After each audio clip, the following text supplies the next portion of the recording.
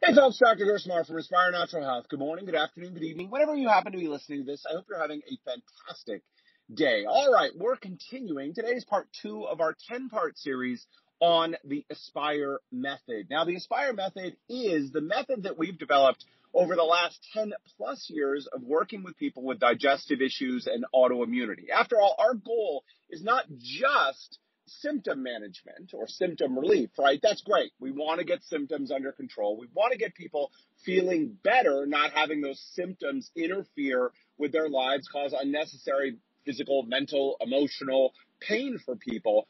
But what we're really after is the long-term and sustainable results, right? Not just getting the symptoms under control for a day, a week, a month, but really tackling this thing. And in order to do that, we have to get to the root causes of what's going on for a person. And in order to do that, we found that it's necessary to address 10 steps for a person. And we call this the Aspire method. Now, people ask two questions. One, do I have to do all 10 steps? And the answer is only if you want long-term and sustainable results. We've seen over the years that when we either leave out a step or the person refuses to do a step, the chances that they're going to get long-term and sustainable results plummet for a person.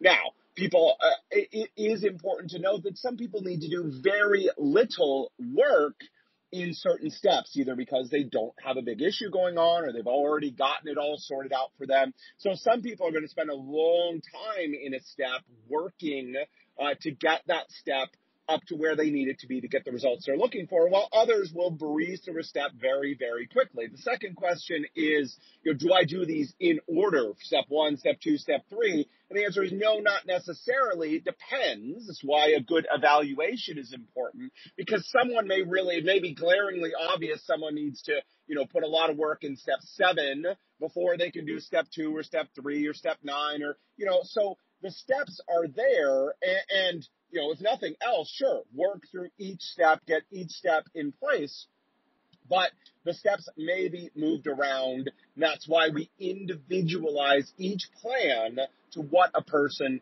really needs. All right, so without further ado, let's move on to step 2. Step 2 is about establishing healthy habits. Now, again, habits, they're not sexy, they're not interesting, they're not a silver bullet, they're not like, ooh, the latest, greatest thing, but the single greatest predictor of our long-term health and well-being are our habits. If we have good habits in place, chances are we're going to have long-term health and well-being. If we have poor habits in place, our chances of having that long-term health, feeling good, looking good, performing well in our day-to-day and in our lives are bad.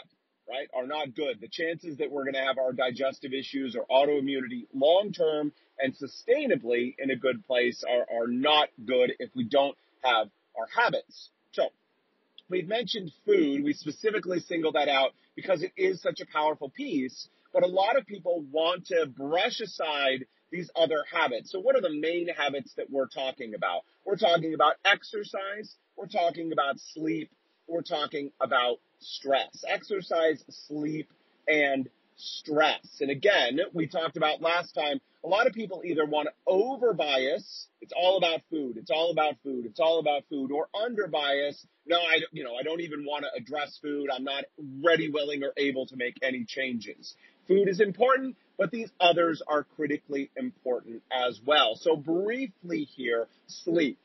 Are you getting enough good quality sleep at night? Now, most people are going to need between 7 and 9 hours of sleep at night. Yes, there are a small percentage of people who really, truly do well on less than 7 hours of sleep at night. Most of us, however, do not, and we need to assume here that you are one of those people who do not do well as well. And now, one of the things that can happen with sleep deprivation is we lose the ability to really tell how well we're doing, which is why we often suggest to people that for 2 to 4 weeks, they add some extra sleep time. Add some extra sleep time and see what they notice. And the vast majority of people go, whoa, Like, I didn't realize what I didn't know here. My energy is better. My mood is better. I feel better. In fact, maybe my digestive issues or autoimmunity are in a better place for some extra sleep. And again, worst case scenario, you find, no, didn't make any difference for me. You know, I slept a little bit more. My energy was exactly the same. My mood, everything else, no positive benefit from getting some more sleep. If that's the case, okay, great. Then you know that you are one of the blessed few who do well on less sleep. Good to know, and something you don't have to worry about. Now, the other side of sleep, of course, is not just quantity. How many hours of sleep are you getting, but also quality. How good is that sleep? For some people, it's not about the quantity, it's about the quality. They may be sleeping, 8, 9, 10, 11 hours at night, but the quality is really poor, so they're not getting the benefits from that time asleep. So that's sleep. Exercise, of course, look, we all know that if we truly want to be healthy, we need to exercise. This could be a topic for, multiple podcasts as well, right? But the bottom line is this. Are we moving our bodies? Now, some of us, that needs to take the form of deliberate exercise, whether that's going to the gym, working out at home, whatever the case may be. For others of us, it's staying physically active. Maybe we have an active job, or we have really active hobbies, or whatever the case might be. So the bottom line is this. We need to move our bodies in order to be healthy. Yes, to improve digestive issues. Yes, to improve autoimmunity. So are you moving your body? Are you doing what's necessary? If not, okay, that's something we need to work on. And then stress is the third major piece here. Now, all of us, unless you are retired or financially independent, most of us are leading stressful lives between family, between job, between all the situations in life. Many of us are leading very stressful lives, and stress is one of those factors that has just blown up and gotten out of control for people. So we need to recognize that the vast majority of us, again, unless we're retired and financially independent, are going to have significant stress in our lives. It's not necessarily about getting rid of all the stress, going to live on a tropical paradise island and, not having to worry about anything ever again. Most of us, that's not going to happen. The bottom line is this, though. How do you manage your stress? Because it's not so much about having stressful situations, working, kids, relationships, life, right?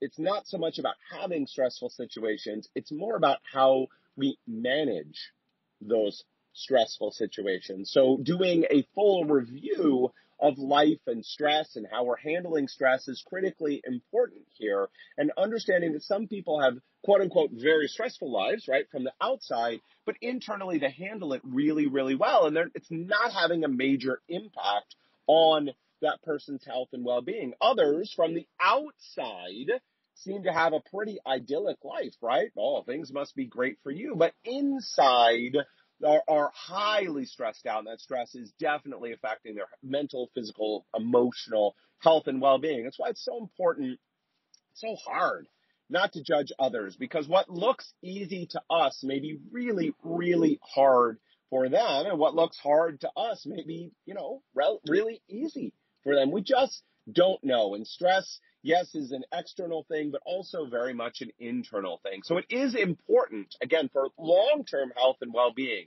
that we work through each of these major areas, sleep, stress, and exercise, and get them into a format that works well for us. It's easy to say, oh, well, just sleep 9 hours a night, meditate for 45 minutes a day, and, exercise 5 days a week or whatever, right? But that may not be the right prescription. That may not be the right path for you.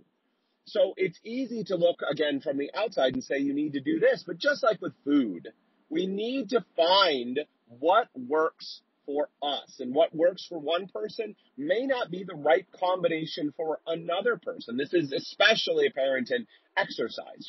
What works for one person, what they enjoy, what gives them the benefit that they're looking for, what they're trying to do, it can be very, very different from another person. And it doesn't mean that either person is wrong.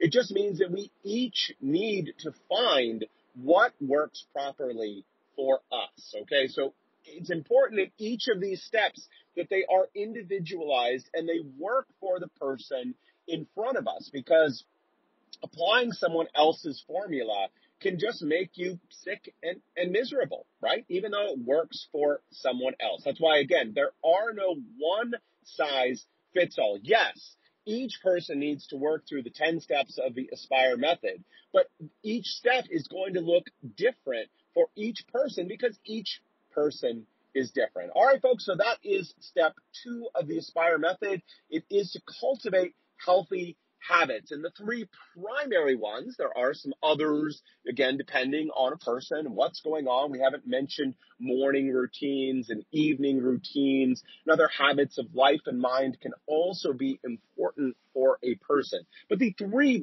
biggest habits that someone is going to need to work on are their sleep, their stress, and their exercise. So that is step 2 of the Aspire method. Tomorrow we will pick up with step 3 of the Aspire method. Listen, if these steps are interesting to you and you're thinking, gosh, I really need to work these steps and I really would like someone to help me work through these steps so it's not all on me. I'm not doing it all by myself, trying to figure it out all by myself, or trying to go to books, blogs, podcasts, and try to piece together a program that works properly for me. If you're ready, willing, and able to get some help, listen, if you're dealing with digestive issues and autoimmunity, and now is the time. You're sick and tired of dealing with it. You're looking for some help. You're ready, willing, and able to work, and you're ready, willing, and able to make an investment of your time, of money, and of energy. Then let's have a chat. Let's have a conversation. Let's find out more about what's going on, and let's see if we are the right fit to help you. If we are, we'll talk about next steps, and we'll get going to help transform your life. Not just symptom relief like we talked about. Yes, symptom relief, that's important, but way, way beyond that, to long-term and sustainable results, and ultimately to helping you live a bigger and better life. Look, we don't want to be limited by digestive issues or autoimmunity. Each of us has a dream for what our life could be, and we want to help you reach that dream. And the first step is simply to have a conversation. We'll find out what's going on, what your goals are, and if we are the right fit to help you. Again, if we are, we'll talk about next steps and we'll move forward. And listen, if we're not the right fit, that is okay. We recognize that we are not the right fit for many people, frankly. They're not in a place where they're ready, willing, and able to do this work. That is A-okay. We understand that. And if we're not the right fit to help you, we will do our best to refer you to someone else who is a better fit, so you get the help that you need. You'll leave our call feeling calm, confident, and happy because you will know what the next step for you is. And that's awesome. You won't have to worry about that anymore. All you need to do is give us a call, send us an email or a message, and we'll find a time to get together, chat, see more what's going on, listen, understand what's going on for you, and help you to make the right decision about what you should do next. All right, folks, that is it for me today. We'll pick up tomorrow with step 3. Until then, take care.